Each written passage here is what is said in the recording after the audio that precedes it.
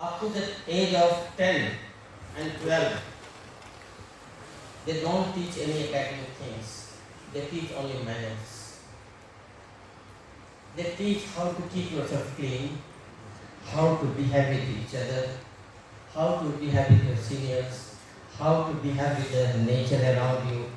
Only those things they educate. How to play together, how to share with each other. They don't teach anything. They just shape up their mind in those things which are not scientific, which are very cultural things. Naturally, when the children grow up, that mind, that original learning remains all their life. And they learn how to move together, how to help each other. Even though we don't know each other, but if there's a problem, in Japan, the same thing. Germany, the same thing. France, the same thing. Advanced countries, the same way. So what do we see here? That they highlighted humanities, culture, non-science topics from the very formation of the brain. So it remains in their brain how to behave. Naturally they behave in a different way. So naturally the whole society is well organized, all follow the rules as a habit, habitual thing. Not following the rule of the society, the common collective psychology, collective mind is something very odd for them. They think there is something wrong with this fellow. But in our country, there's a rush. Nobody has time to think about it. Perhaps because when we are growing from childhood, the first thing happens, our parents start teaching us 1, 2, 3, 4, 5, 6, up to 10. And they feel very happy because they are able to count to 100, even though they are not knowing how to brush their teeth. So you see the approach to train the new generation, which area you want to highlight in the life of the citizens of the society. The other day we had a spiritual festival in New Delhi, and in that festival we were talking about environment. And many experts had also come from Delhi University and Yale University. And they were talking about educating the students in the environment matters, ecological matters. But when I had to say my words, I simply said, when people are grown up into bad habits and different kind of non-normative things, it will be very difficult to educate anyone into normative things. You see.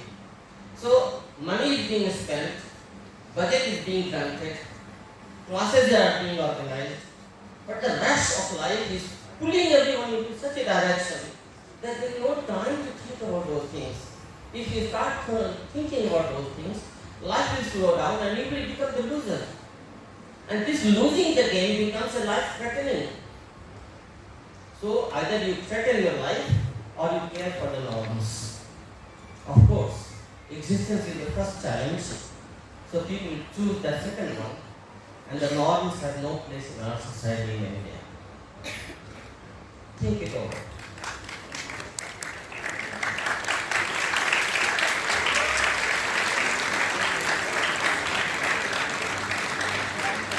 So the story begins in the very beginning of life.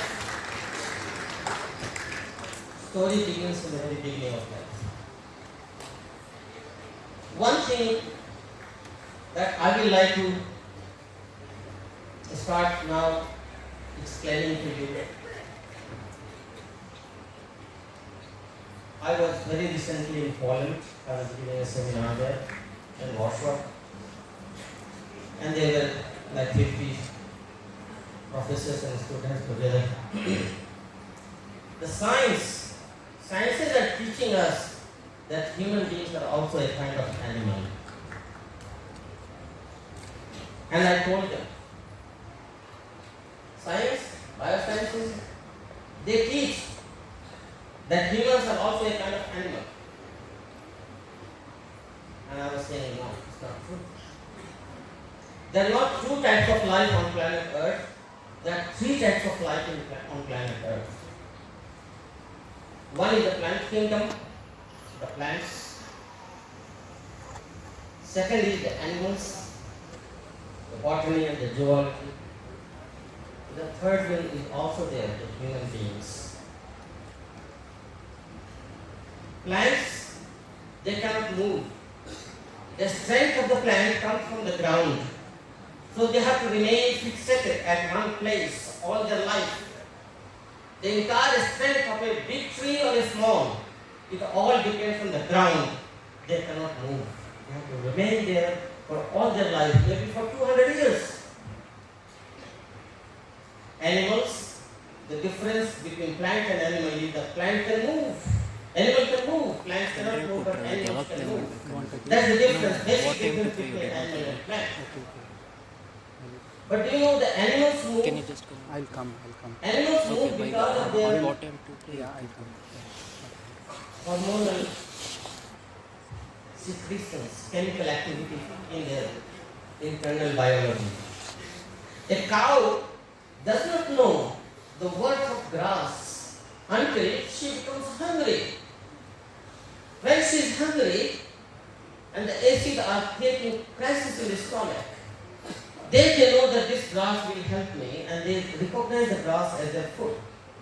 But once the hunger is gone, you will notice the cow will step over the same food and make dirty all over. She does not know what it is.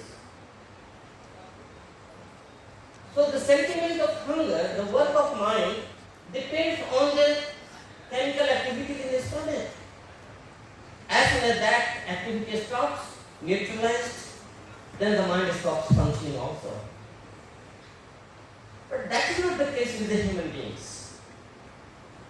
Human beings move by the sentiment of mind.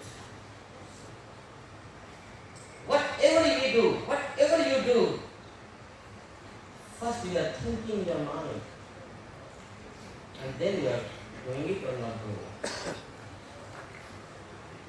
You may be hungry, and you might have a penny in your pocket. Somebody has picked up your pocket, and you are without a penny, and you may be hungry. But the people around you don't like them for any reason. You will not ask them for food. You cannot take the food offered by them. You may remain hungry. You may remain thirsty, but you don't take food from the people that you don't know. It is not because you fear that there will be poison in the food. No, your sentiment. How can I take food from? How can I ask for food? The stomach is hungry. You need food. But your mind does not want it. But this mind is where it is. Again, think it over. You came to this hall first with your sentiment of mind. Whatever you will be doing in this afternoon, first you will do in your mind. Any work that human beings do, we first do in the mind, then we act out physically. If you don't do a work in your mind, a plan in your mind, you will not act out. If you have started an action and you have not completed in your mind, your work will remain unfinished, waiting for how you want to complete it. So this subjective area in our brain, and that subjective area has no measurement. You cannot measure. You can measure the brain, but you cannot measure your mind. Mind is invisible. Sentiments, feelings are all invisible,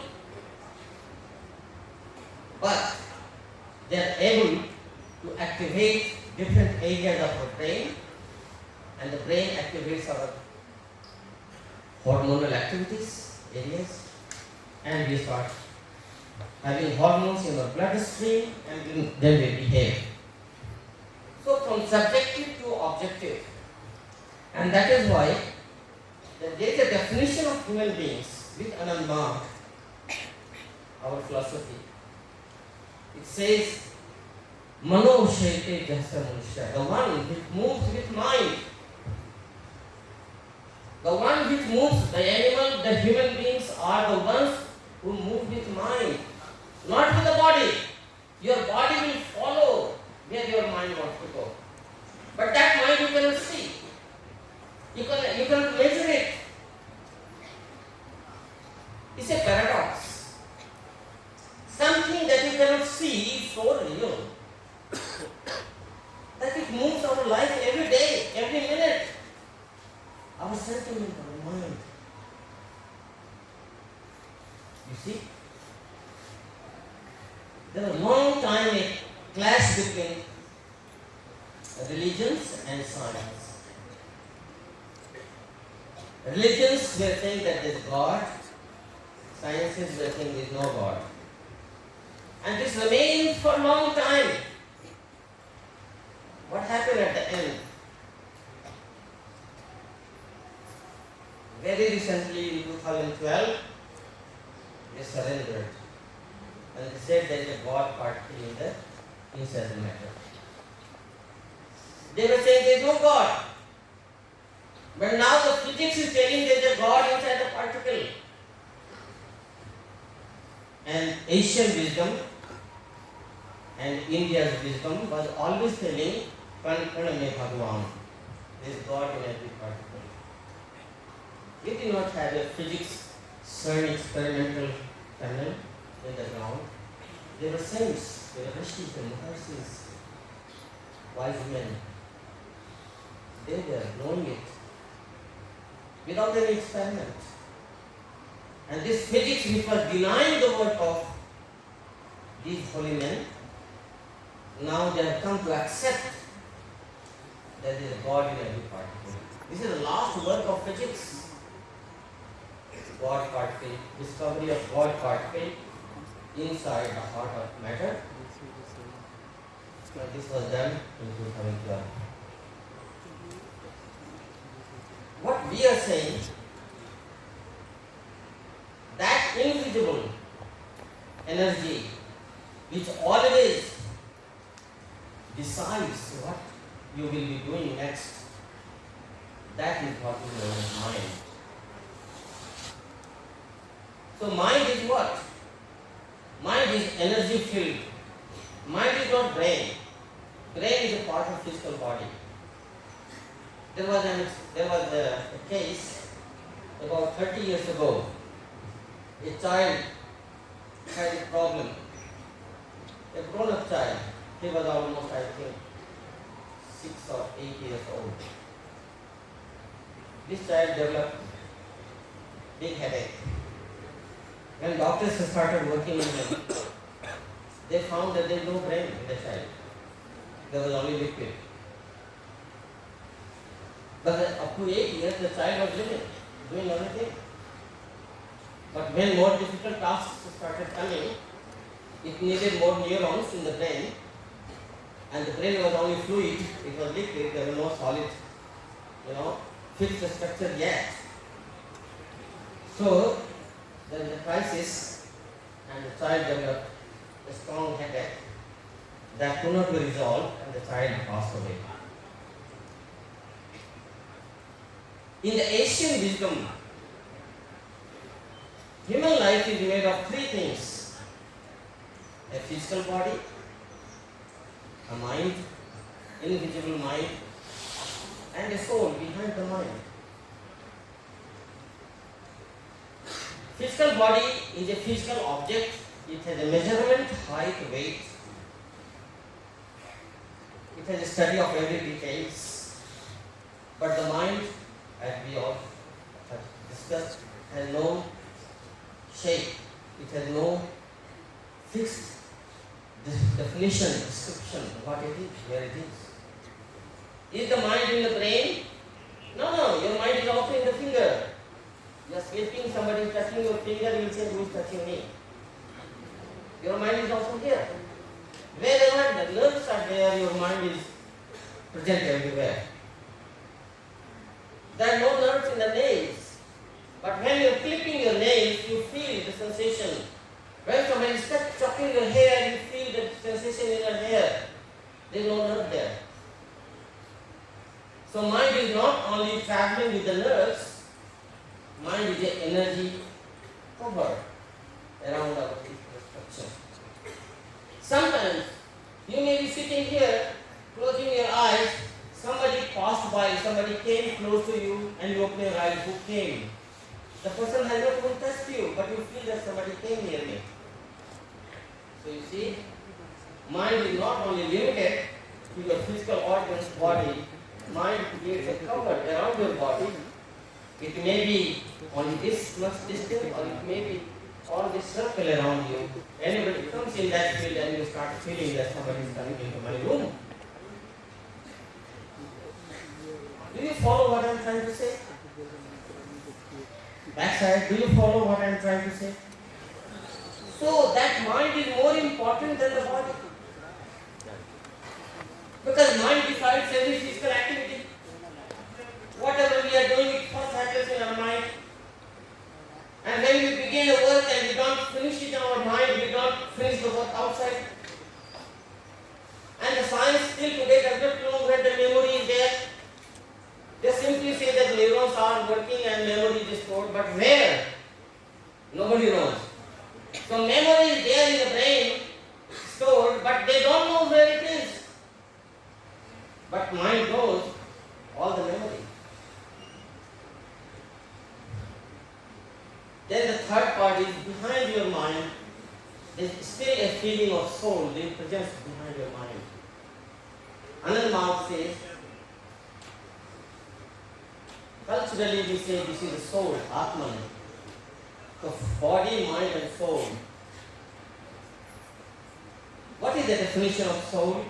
And what is the definition of mind?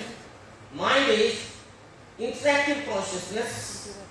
Your consciousness which interacts with everything. And the soul is pure consciousness within you. It does not interact. It remains there to help you interact. Because you will need, I will need a solid ground under my feet. If the ground under the feet is very weak, not strong enough, then you will not feel the strength in your body. Likewise, mind needs support of a base. That base of consciousness is soul. Soul is not working, it is only supporting the strength of your mind. So whenever you think something, and whenever you want to do something, and you try to decide something, your inner voice will say, yes, you can do it. And then you feel that, yes, I'm going to do it. When you're trying to think something and decide something and you don't feel the inner voice coming back to you, yes, go ahead, then you are not sure whether I should do it or not do it. That part, which reflects back to your mind, that is your soul. That is pure consciousness. What I'm trying to tell you here is, of the body, mind and soul, everybody today understands. Even the Europe understands, Americans understand, industrial people, they all understand that there is a soul. In fact, Christianity there, in Islam, everywhere there, in Buddhism, everybody is there, everybody knows and talks about the soul. Hindus talk about the soul. If these three things make a human being, don't you see that 2/3 of human life, human being is non-visible? Only 1/3 of life is visible. This part. Mind is not visible, soul is not visible. So 67% of life is non-visible. Can you say that human life is not a real thing? Because 67% is not visible. I'm talking of mathematics. I'm talking of physics. I'm talking of science. All Christians believe that there is a body, mind and soul. Muslims believe there is a body, mind and soul. Hindus believe that there is a body, mind and soul. Non-believers also believe that there is a body, mind and soul. But mind is not visible and soul is not visible. Even if we give equal to all the three, it will be 33.33% for the soul, 33.33% for the mind, and 33.33% for the body. Only 33.33% is visible. And with everyone, 66.34% is non-visible.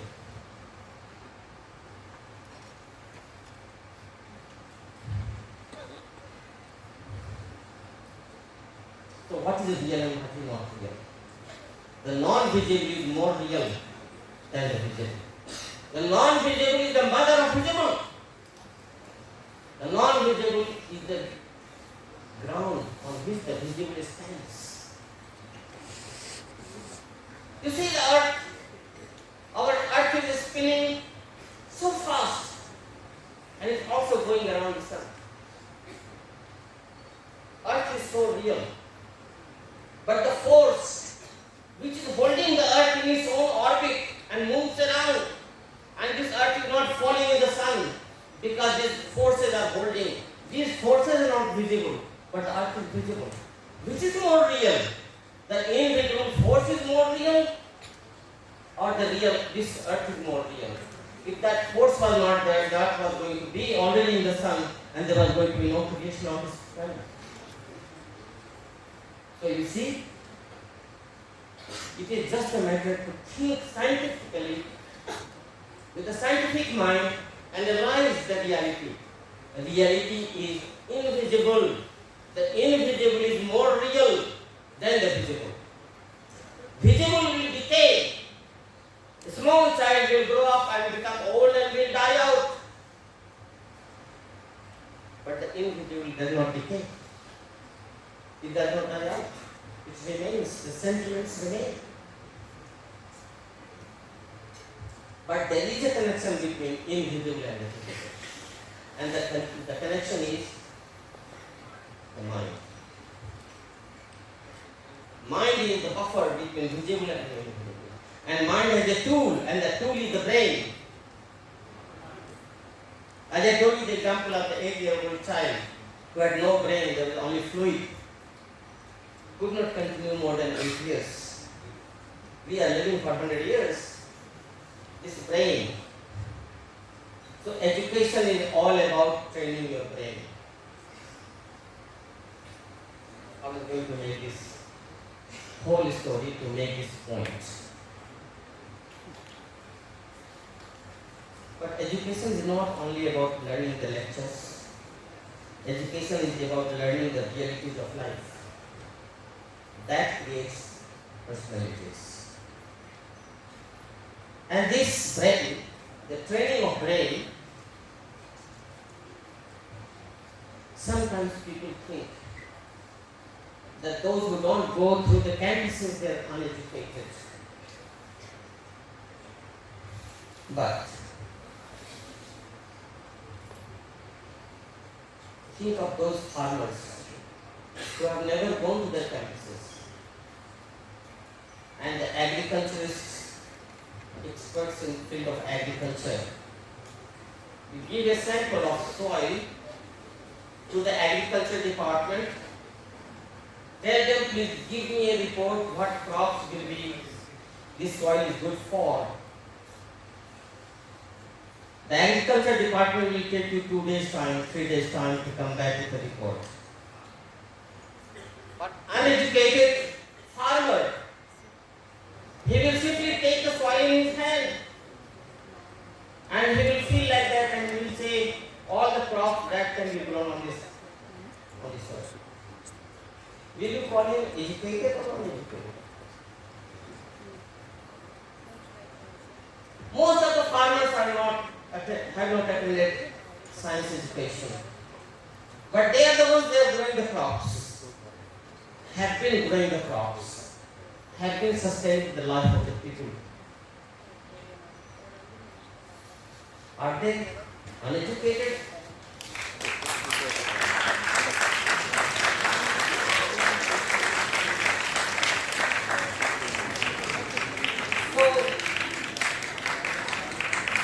education needs a philosophy. How to define your education? Those who are more wise, you are telling them uneducated. And those who pass some exams, they become educated.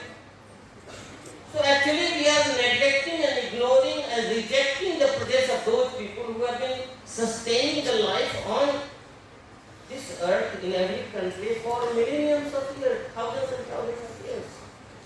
So there has to be a definition, proper definition, how you define education. Education should not only be the skill development of your brain. It is essential. They learn education from their own senior generation. Fathers, mothers, elders, grandfathers. They educate the new generation in the skill of farming and land and all those things. That's also brain training they get through informal education. So, what we are doing in our country, especially, I'm now here I have to talk about our country. We are creating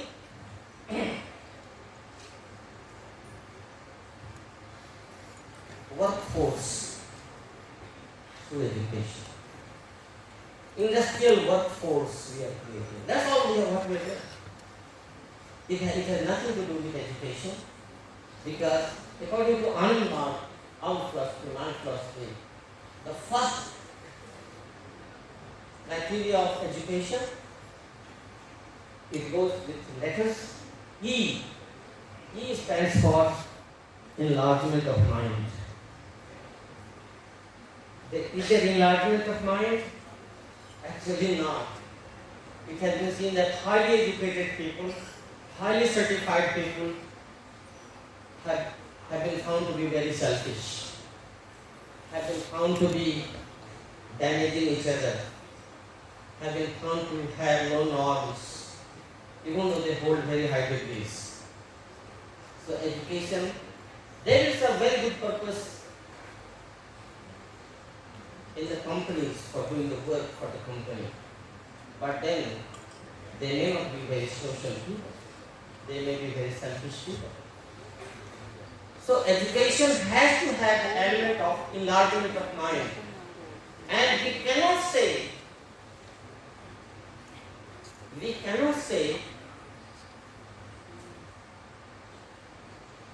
that this enlargement of mind happens only through classrooms. No, that's the nature of mind itself.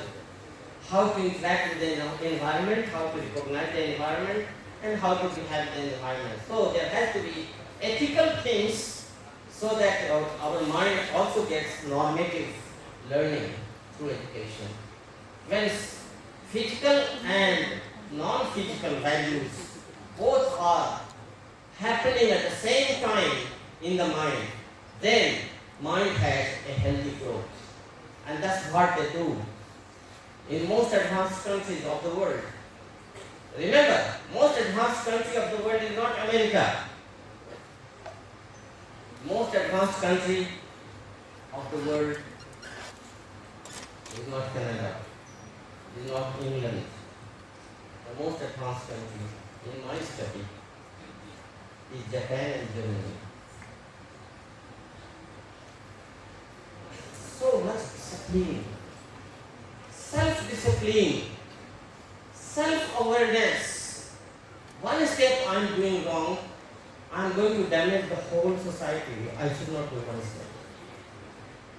You will see there, I have seen with my own eyes, people driving the car, there is a road, the red light in front, there is a crossing light. And when it is red, somebody simply looks around, the driver, there is no one in front, there is no one behind, he simply crosses the road, red light. But then he stops and comes back. Again he stands here, where he should be. Self-discipline. Very normative. But again, education started there when they were very small children. From there they have started learning how to behave and what wrong it does to everyone and comes back to you if you do not behave properly. So brain grows according to the mind. Many times people say healthy body has healthy mind. You agree with me? Healthy body has healthy mind? Yes or no? Back side, yes or no? No. Healthy mind has healthy body. Other way around. My age now 75.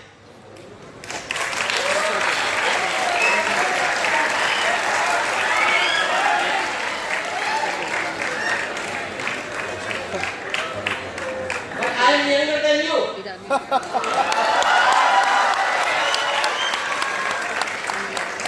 I believe in this philosophy. I believe in this philosophy and I tested this philosophy in my life. That healthy mind has healthy body. So how to create my mind healthy? How to keep the health of my mind? And I maintained the health of my mind. And my sannyasa helped me in maintaining the health of my mind. Because I am a sannyasi, so I have a lot of disciplines. And that was helping me very much. Very easily I was able to maintain a healthy mind within myself. And the result is here. In front of you. And I tell you another thing. Till today I don't take any medicine. No pills. My life does not depend on pills.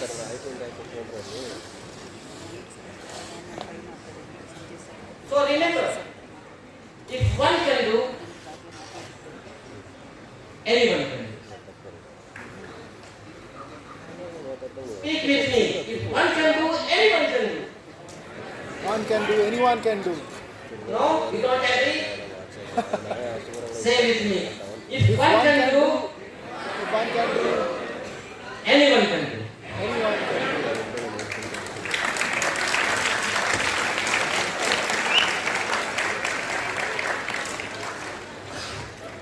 So personality development goes hand in hand with the growth of mind.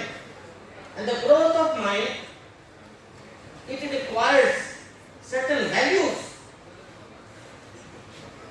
For the environment where your brain can also grow to make it a real thing for you. The education should be together with the normative values. So, the science of mind, there is a science of mind. The science of mind is that mind has infinite knowledge. All the knowledge is already in the mind, but they are in different areas of mind. So one mind is called Kamamaya mind. Then there is a Manomaya mind. Then there is a Ati Mamasa mind. Then there is a Vijnanamaya mind. Then there is a Hiranyamaya mind. There are 5 layers of mind. And usually, Kamamaya mind is running our life, daily life. Kamamaya mind. They call it Kamamaya kosha of the mind. Ancient wisdom. Remember, something is ancient when it is no more in use. But it is very much in use every day. So it is no more ancient. It is very real knowledge. Kamamaya kosha of the mind. How do you know that you are hungry? How mind knows? The stomach is here. You have not opened to see that there is no food inside, but you sense that there is nothing here and I feel the hunger. Kamamaya mind. So the thing is, for some people, all their life, only Kamamaya mind is at work. And all the other 4 minds are no more at work. They did not open up. There is a bud, and the bud blooms, When the bud blooms, it becomes flower, and then you see smell, scent, fragrances coming from inside the flower. If the bud did not bloom, the scent remains still concealed inside the bud. Our mind is like that. If the mind could bloom, open up, and it is the secret of science, how to unlock the other layers of your mind, reserve of your mind. If you can unlock all the other reserves of your mind will become scientific without going through science training in the college. This is how rishis and maharshis, saints in Himalayas, in different caves, in the big mountains, they knew that the earth is going around the sun. Whole world was telling the sun is going around the earth. Indian monks and Indian saints were saying no, the earth is going around the sun. Whole world was telling earth is flat, and the saints and rishis and maharshis say no, earth is round. There were no lab, there were no telescope. All geometry, all arithmetic, all astrology, astronomics. Where were the universities then? Where from the knowledge came? The knowledge came from all-knowing mind within you. Inside you there is an all-knowing mind. That mind is in Vijnanamaya Kosha. Kosha means result, Raj Kosh, Sabda Kosh. Kosh means treasure. So the higher mind in each one of us has got all the kind of knowledge without going to the training in the colleges and universities. Saint Kabir, he did not go to learn how to write alphabet. But whatever he spoke today is creating PhDs, deletes, gold medalists by doing the research on the words that he spoke. Where from that wisdom came to Saint Kabir? Rahim, Kabir, so many saints in Christianity, in Islamic tradition, in Hindu tradition. Of course, Hindu tradition was the oldest for thousands and thousands and thousands of years. Mahabharata itself is 5,000 years old. And since before that, Lord Shiva, 7,000 years time ago. And they were knowing all the things of the universe without having this system.